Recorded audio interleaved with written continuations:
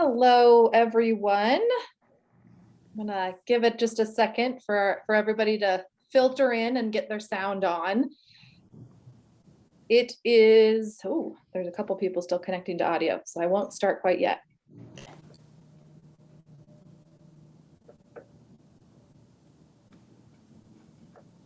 And there's Karen. All right. Couple more people are connecting. So again, I'll give it just another second, and then I'll give some instructions, some things that we're going to do tonight. But welcome to all of you who are here. And I think I'll just give my instructions and then I'll pass it along.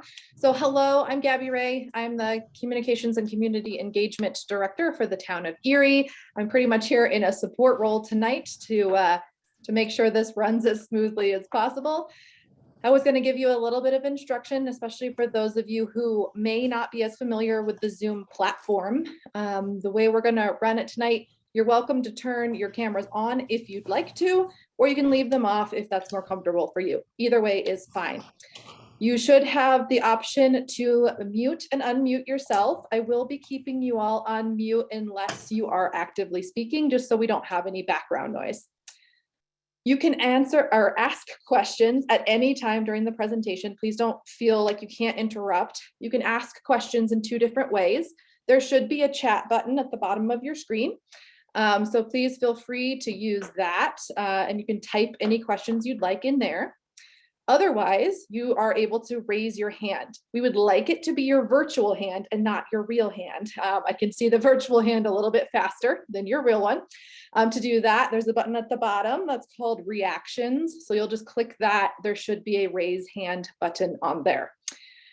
When I see your question, I'll try to find a good space to pause Heidi, your town clerk, who's going to be presenting to you, and ask her the question or have you ask yours.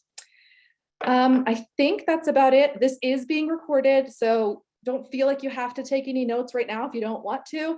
You can always watch it later. It's going to be posted right after this, probably in the morning.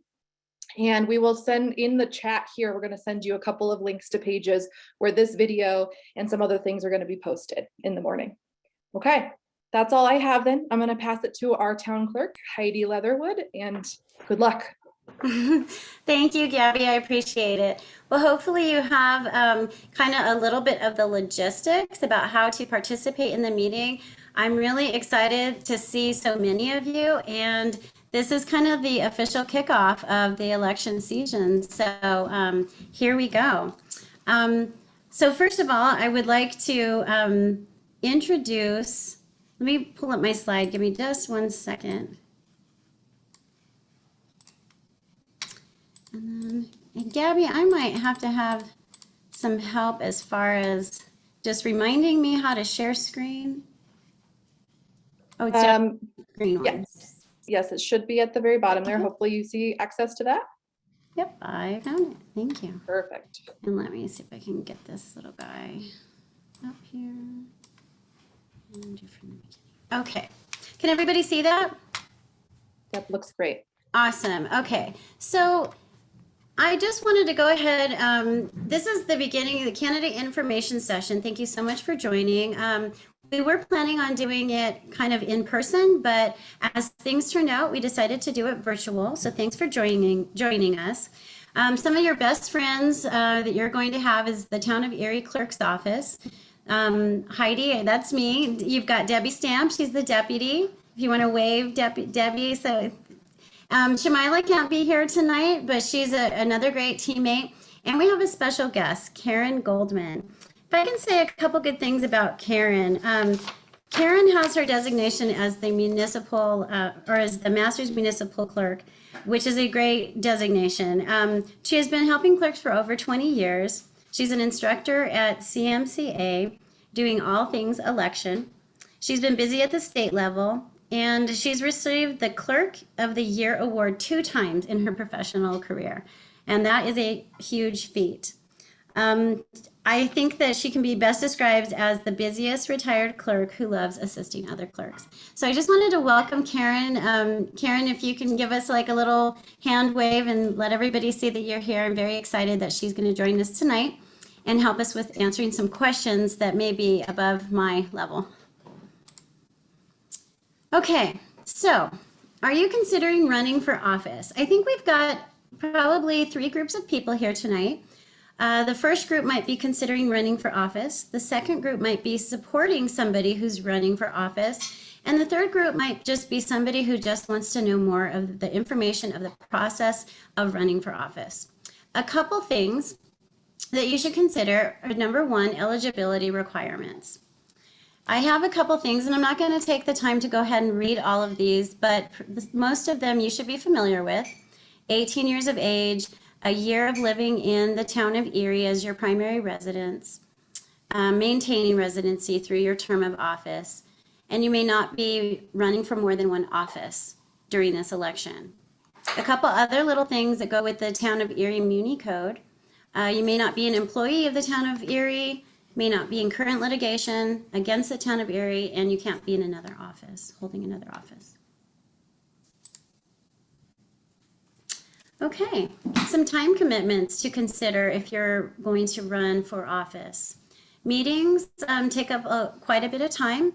You've got regular scheduled meetings that are the 2nd and 4th Tuesdays of the month. During the 3rd Tuesday of the month are your study sessions. We've got scheduled trainings that we will invite you to, and sometimes these can be on weekends or even late in the evening. There are committee assignments that are basically being part of the other jurisdictions at the regional level. We've got participation with boards and commissions. And then, of course, other ceremonies, events. There's the time for reading packets, normal correspondence, email, and other things. Okay. Going on to some general election, and I've only got about 8 slides here, so I'm not going to keep you too long. We are going to try to go through our candidate packet, which will be posted tomorrow. So that I will try to get you familiar with that, and then hopefully if you've got questions, we'll just take those. So we're a statutory town. We're governed by Title 31 in the Colorado Revised Statutes. Our elections are held on even-numbered years at the first Tuesday in April. We conduct mail ballot elections. And beginning in March 28th through April 5th, we will have our town hall boardroom open from 8 a.m. to 5 p.m. to help with questions and ballots, that type of thing. Election day will be open from 7 a.m. to 7 p.m. And of course, we've got 4 positions that we will be looking at. Okay, what is the process of running for office of mayor or trustee? There's a couple things. The first process is that you need to have a petition. So we have the form that you can use. 10 signatures are required, but we are encouraging you to get more than 10 because in the verification process, we need to make sure that they are valid. And if you gather more than that, then hopefully you won't have to go back through the process of amending.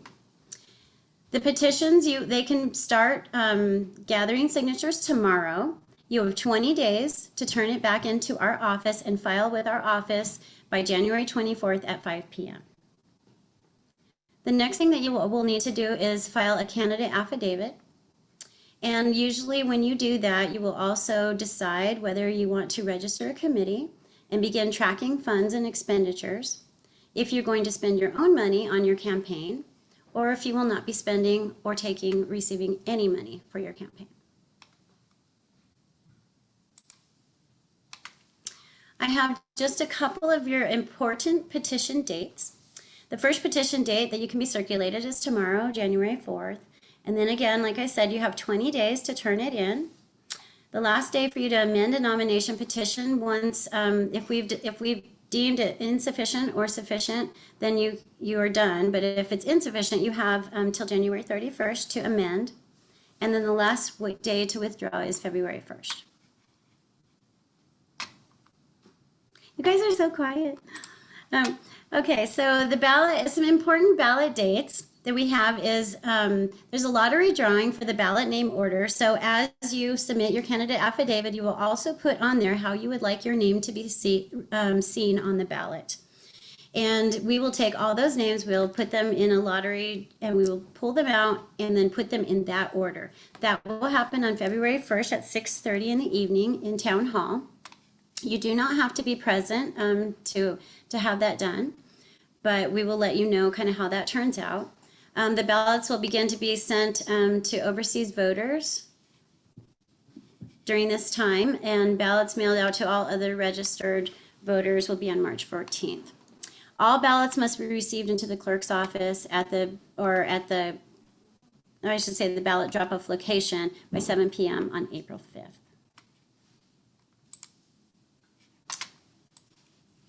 Okay, so this I know looks a little convoluted, but hopefully this will make the filing of your forms pretty simple.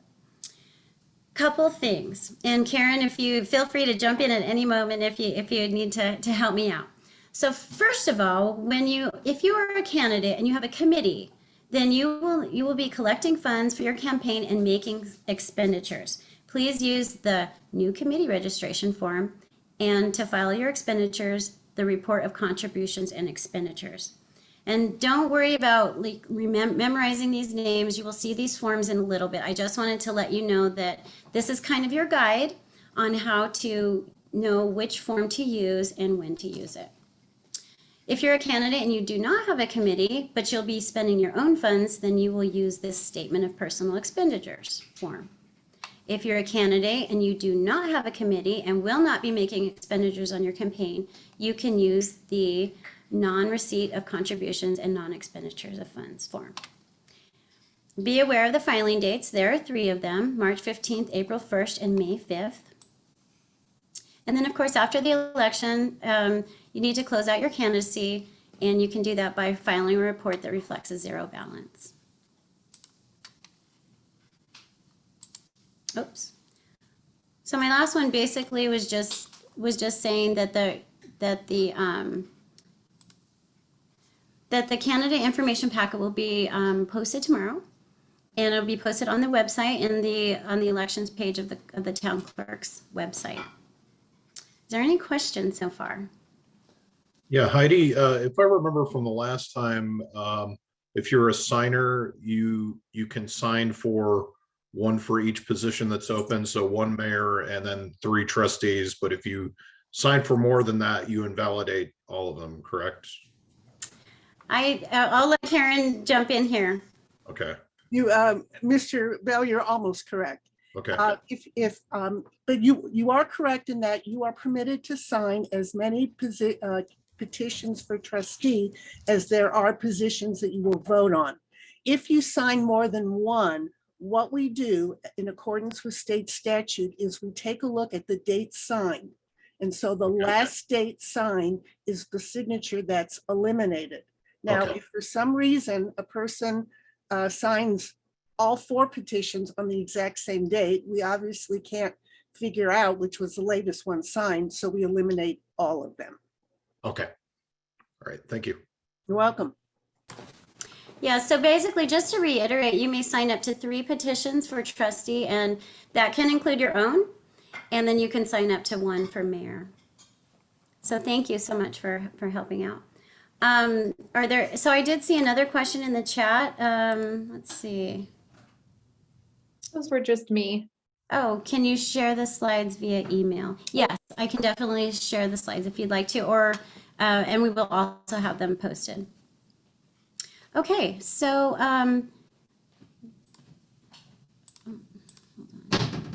what I would like to do is go ahead and share the candidate information packet. This will be posted tomorrow. Okay, so let me share again. Sorry, I'm a little slow here, not as smooth as Gabby is here. Okay. Share screen.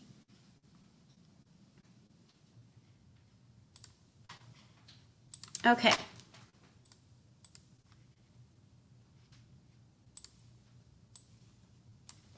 So in the candidate information packet, we'll just kind of go through it. This is what is in here. I've got a little bit about the town of Erie, the compensation for the board, an organizational chart to show you how the town is run, a little letter from me. What does it mean to be a trustee? some election information in your candidate form packet. So in page 16 right here, this is where you're going to find the forms that we talked about, your candidate affidavit form, your petition, your nomination petition. And so there's a couple ways that you can do this. You can stop by the town clerk's office if you'd like, and you can pick up a packet from us. We've have them printed out. And you can start your nomination petition or like that. If you do pick one up from me, I ask that you would not separate them, that you keep them all together and keep them stapled. If you do end up downloading this form, then I ask you to please, I have like instructions on how you should staple them. A couple other things real quick, we'll just look at, we've got information on the sign code here. We've got some poll watcher information, a code of ethics, and a little bit about the board's rules and procedures that were adopted last year. And then the CML candidate guideline, which is actually, I couldn't find the new one. This is a 2019, but it generally gives you some good information. So with that, is there a way I can make this bigger, Gabby? Yes, so hover back over the middle and go Okay. towards the bottom of the screen. You can change the percentage or push the plus. Yay, okay, thank you. Is that better for everyone?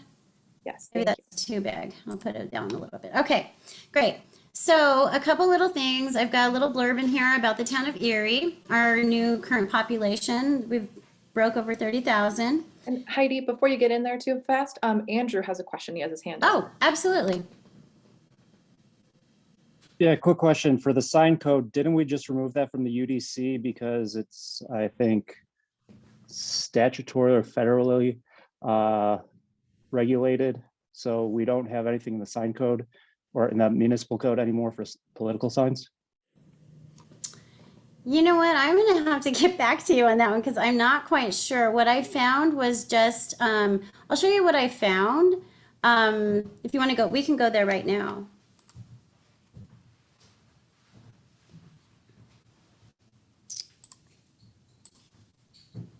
So this is in, I believe this is in this, is this in this? Let's see. So this is what I was referring to here, was just the political signs. So I don't know, Karen, is there any, maybe this is something that you and I could look into? The one thing I'm aware of with political signs is that the sign code should not distinguish regulations or requirements based upon content. But that's really the only thing. I think the ability to identify when they can be put up and when they can be taken down is probably is something that that Erie can probably do. I just know that they can't decide on certain regulations based upon content. And Andrew, I would say that if this needs to be updated, I definitely will. Let me speak with Kendra about it. I do know that there's some, I believe there's some more talk that is going to be maybe we're going to be updating, I believe. So you might know more than I do on that. Yeah, I think one other thing to note is that the signs generally should be placed on private property with the permission of the owner and not in the public rights of way, or on telephone poles, things like that. I think that's fairly standard from municipality to municipality. Yeah, Ms. Leatherwood, if there's any changes, just please let us know. That's all. Thank you. Absolutely. Thank you, Andrew. I appreciate that. Okay, so a little bit more about the town. We've got your board compensation. This just comes from the ordinance. So you can feel free to peruse through there. Basically, I just want to let you know that this is kind of how the town is organized and how it's run. And sometimes it's nice to see a big visual so that you can kind of get familiar with that. This is just my little letter, just a little bit more about what we talked about, the important dates, and basically giving you information. Please feel free to reach out to me at any time. Also, some more information on what does it mean to be running for office. There's a couple little, the time commitments like we talked about before. And then general information, we talked about the election. And then this is where I would like to get into the packet as far as your forms. So this is your nomination petition. And this is what needs, I have information, let's see, I think I have instructions as well. So these instructions will be your friend. Basically, it gives you the guidelines of when they need to be returned, how many positions are open. Please don't remove, the staples. If you download the petition, please put these pages together and staple them. Everything must be done in pen. Petitions cannot be left on the counter. They must have a petition circulator. The signer must complete every field. And this is very important, especially here in our town where we have 2 counties. Please make sure that they fill in the county, Boulder County or Weld County. All the information must be legible. We will be required to verify each signature. And so please make it easy for us. 10 signatures are required, but again, we ask you to get more than 10. And just some other things here. Post office box is not allowed. They must provide their own address, and that they must be registered electors inside the town of Erie. And then a couple important things. When the circulator has finished the collecting of signatures, they have to have an affidavit of circulator, and this has to be notarized. So please do not sign this affidavit until you are in the presence of a notary. The town clerk's office, we have several notaries in our office, so feel free to bring it by if you'd like. And then also, we are able to also, provide notary services for the acceptance of nominations formed as well.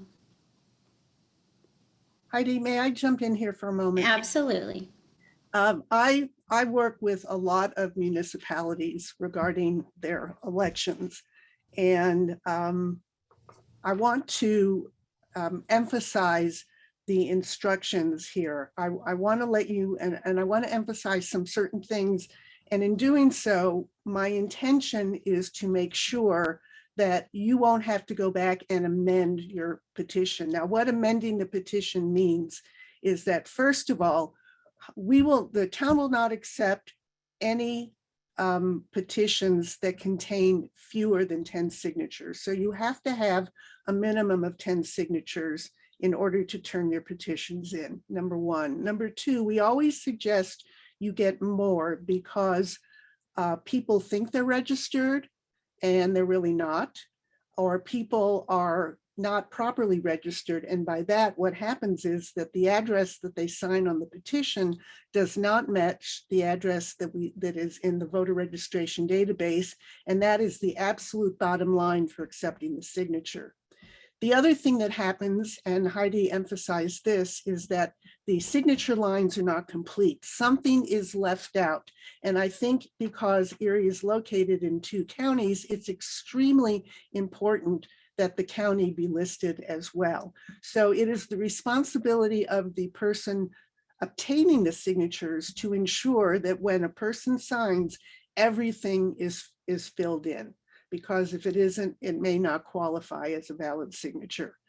I also want to make you aware that, as Heidi mentioned, if you are the person running for office, you may sign your own petition, and you can have other people circulate the petition on your behalf. However, there only should be 1 circulator per petition. Now, I believe there's plenty of signature lines on this petition. I don't know how many available. So we've got way more than 10 on each petition. But if you want, and so, yeah, you have plenty here, but if you want, I know a lot of candidates use these petitions as a way to get themselves known to the citizens. So if you want more than 1, I'm sure Heidi can make that available to you, but just be aware that everyone has to be complete, and every of the petition sections contains the affidavit of circulator and then the acceptance of nomination. That's part and parcel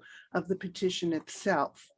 So that, that is pretty important. The other thing I think that would disqualify is for somebody who, well, you're not going to get the signatures too soon because those petitions won't be released until tomorrow, which is the first eligible day. And then you want to make sure that the affidavit of circulator, the notarized affidavit of circulator, comes after all the other signatures have been obtained. If you follow these rules, and one more, I want to emphasize this, make sure that the entire petition is in one piece. So as Heidi indicated, if you go and pick it up at Town Hall, it'll be stapled. If you print it off the website, make sure you staple it and make sure it's stapled at all times. It may sound silly, but clerks do look for extra staple holes in order to determine whether it's been taken apart or disassembled. And by law, it should not be disassembled. So I think that if you really pay attention to the instructions that you've been provided, you will eliminate a lot of causes for disqualification, and it is to your benefit. So I see this a lot in a lot of places, and I want to make sure that you don't have to do this more than once. Heidi and Karen, I have a couple questions that came into me via chat, if that's all right. First one is kind of two parts. Is there a background check to run for office? And would a previous arrest invalidate someone for running? Let me just say, talk in general. Regarding the background check, that is an individual policy, and I don't know what Erie's policy is on background checks. I know that when you sign the acceptance of nomination, you're by signing it, you're certifying that you are eligible to run and to serve if elected. So Heidi will have to research that information to find out. In terms of a prior conviction, misdemeanor, probably not. I know some home rule municipalities have placed into their charters the requirement that, felons either cannot run, but I understand that that's under some kind of court review. That's probably another thing that you'll need to ask the attorney. I worked for another municipality where that was part and parcel of the requirements for running and serving, and it was ruled as unconstitutional. So I'm guessing that'd probably be the case. But those are both legal questions, and I think that's a good. Those are two good things to check with the town attorney on. And we can try to put I'll those do in a that. frequently asked questions piece of the election page as well. Sure. My last question that came in then was, does the color of ink you use matter on these petitions? I don't. No, not really. It matters. No. All right, that's what I had so far. Awesome. Thank you so much, Karen. And thanks for the questions as well. So I'm going to be doing a little bit of research and talking with the attorneys. So as Karen mentioned, this is what the affidavit accepting nomination looks like. And again, print legibly. And this is how you want your name to appear on the ballot. And they have a note here, no degree or title is permitted. And again, on February 1st, we will determine the ballot order by lottery. A couple things that are also in this form is we have created a calendar for candidates here that basically just gives you some significant dates that you should keep in mind. Some of these we've covered already. Here's the lot drawing and just some other dates for when ballots need to be measured out, or not measured out, be sent out. And then other times when the contribution reports must be filed, all the way to election day, and then the last days to submit your reports. I want to get you familiar with this form. This form is the candidate affidavit. And basically this lets everybody know that you are officially running for office. It has to be notarized as well. You've got some instructions here on how to fill it out. And then at that time, you can decide whether you will be receiving funds and you will be and having expenditures. At that time, you can decide if you're going to have a committee and if so, then you will be wanting to fill out this committee registration form. And if I could jump in here, as I tell municipal clerks, the Fair Campaign Practices Act and the resulting forms were really not intended for local government elections. They were primarily intended for state elections. However, there is clearly a provision in statute that requires people who are running in municipal elections to file these reports with the clerk, the municipal clerk, either the town or the city clerk. So we include in the packet a candidate affidavit statement, the one that was just shown previously, and it is for the purpose of, this is all for transparency purposes. Now, the committee registration form is to be completed if you are going to collect money from other people or you are going to expend money.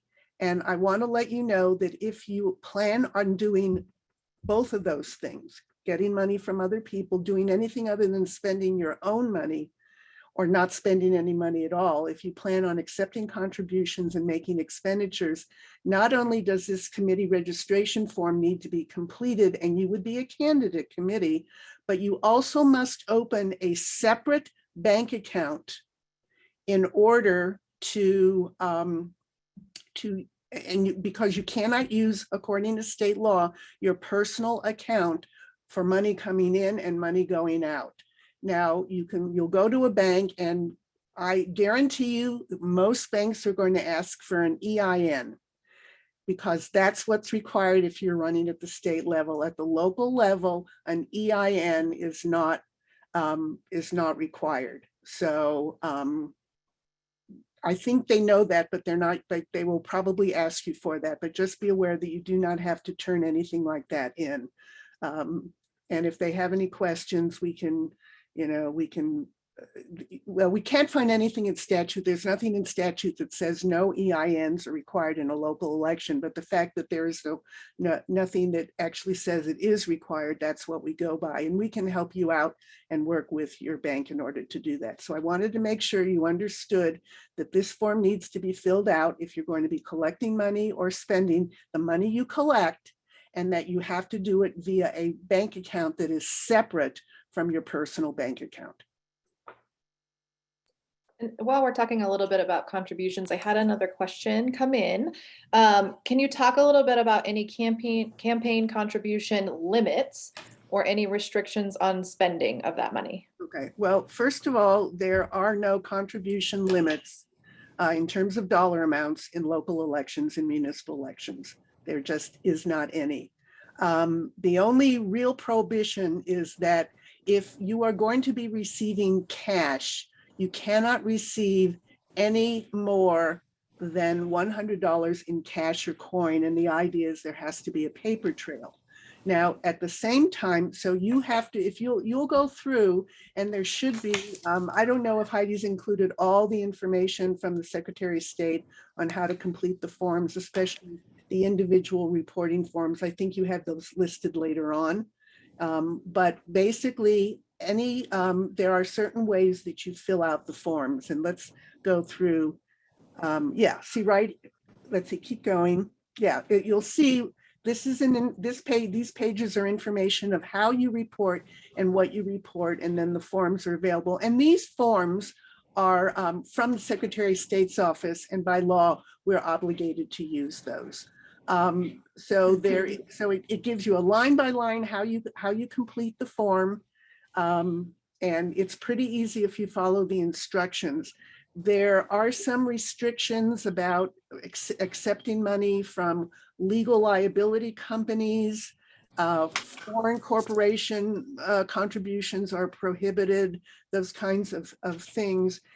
And I would suggest that rather than go through all of that right now, if any of those issues come up during the course of the campaign, that you contact the town clerk, and then she and I can work together to get an answer to you. So hopefully that will be okay with the person who asked that question.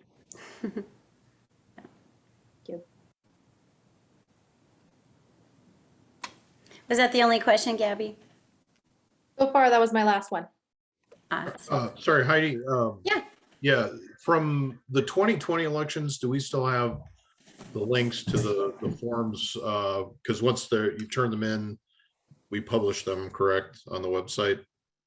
Yes, we will publish them. Yes. We will Okay. put them. I was wondering for people doing this the first time, it might be helpful. I don't know if the links from the 2020 election are still up, but it might be helpful if they have just some reference to kind of see how those look like. And Like a sample kind of thing? Is that what you're asking for? yeah, just I mean, again, I don't know if those links are still up, but yeah, I mean, that was all. I remember that was all online from the reporting periods back in 2020. So Okay. Yeah, and thanks also for bringing that up, because that is another thing, is all these documents will be posted for public review. So. And yes, those links do still exist on our website. And one of the easiest ways to find them is to go on our website and use the search bar and just type in the name of the form that you were hoping to see. And you can see some previous candidates' forms up there. yep, thanks. And we do have a hand up from Miguel. Quick question. I noticed on this report of contribution and expenditure forms, and a committee ID number is required, or will you be issuing that number when we submit our forms? Again, this is a state form, and so we don't have committee ID numbers at the local level, but there would be that kind of issued if you were running for state office. So the answer is no, there will not be any issuance of any ID number. So we will just leave that portion blank. Correct, correct.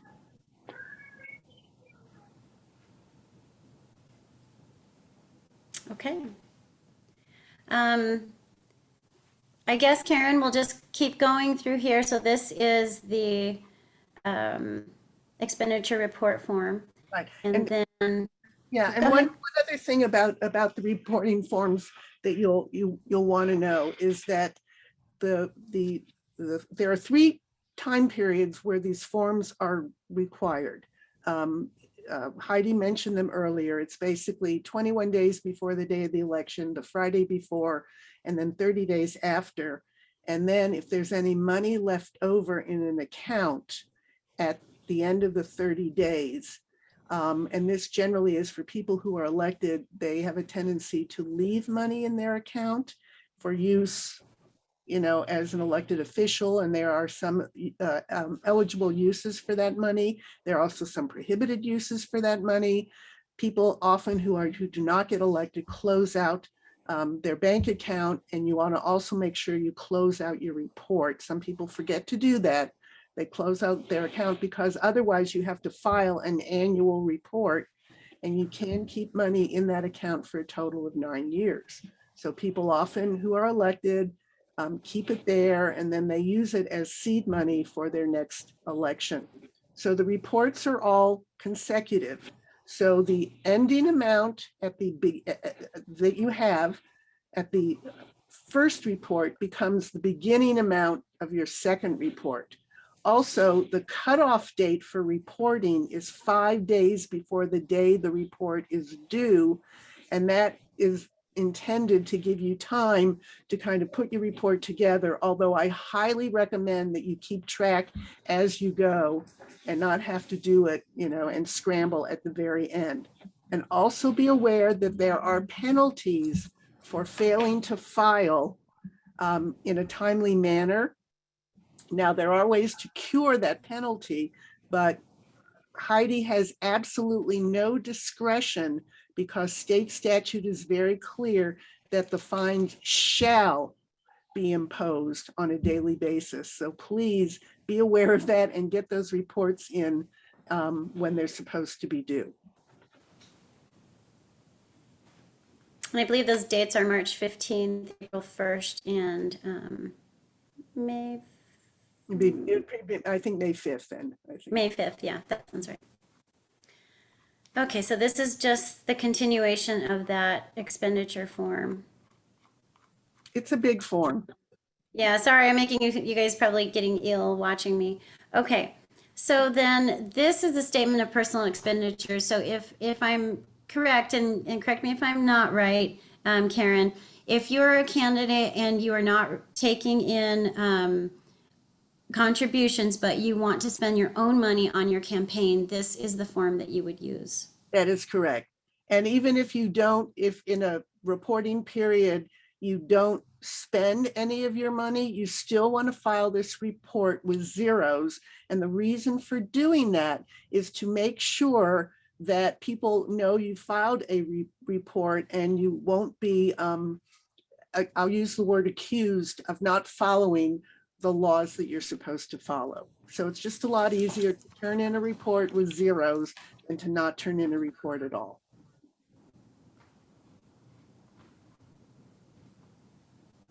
And so this report here, is this the report that they would file if they were not taking in any money or spending any of their own money? Correct. Okay. Correct. Okay. And we see this a lot in some municipal elections where people they just don't. But again, you would file this report for each of the filing periods. Okay, great. Okay, and then we've got the sign code, which I need to do a little bit of research here. Go ahead. Just before you go on, it is possible that during one, let's say the first reporting period, you haven't received any money, you haven't made any expenditures, you'd file this report. Then suddenly you decide you're going to spend your own money. So your next report would be the previous one, where the one that shows you've spent your own money. So you can go back and forth. Okay. This is probably the most confusing part of the campaign cycle. We'll help Right. you out. We promise we will help you out. Okay, so just trying to think, we've got a little bit in here about some poll watching and code of ethics, a couple things. Is there anything you want to go through, Karen, that you think that might be helpful? No, I just think if you look like you've really covered it in this packet. It looks like a great packet to me. And I just would, be willing to entertain any other questions that anybody might have. Okay.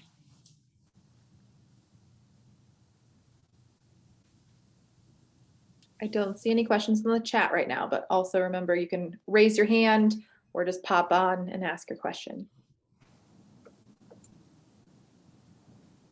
I think we just got a whole bunch of pros on here, Karen. Everybody just knows what they're doing, so it should be great.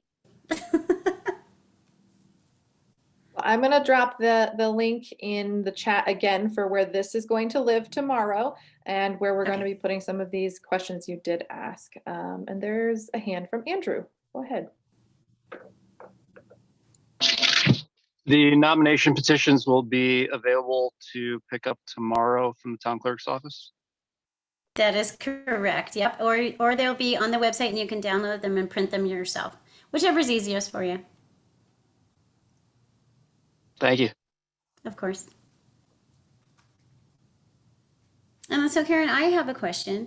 Okay. When do we publicize all of the, like, when they fill out their candidate affidavit and their nomination petition, all these things, when do they go up on the website? Well, a person, the candidacy is official at the time that the petition has been certified as sufficient or valid. So I would say that once you've made the determination that somebody turned in enough signatures, there are no issues, at that point you could post that petition or however you do it on your website. You Okay. don't necessarily have to wait until everybody has turned it in and the deadlines have passed and that kind of thing. Okay, thank you. So it'll be kind of a moving target. People will want to check it. Maybe there'll be couple names one day and then a couple days later, there'll be more names and that kind of thing. Okay, great.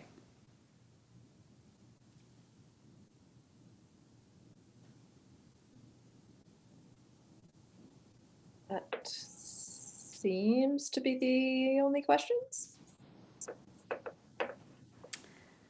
Well, I guess while we're waiting to see if there's any more questions, I want to just thank everybody for their time, for tuning in with us. I want to thank Gabby for helping us out, and of course Karen for taking the time to make everything clear to us. And so please let us know you have our phone number, you have your email, you'll have this recording and the packet online, but feel free to reach out to us if you need anything else. And I will speak with the attorney and try to get back with, those answers for those questions.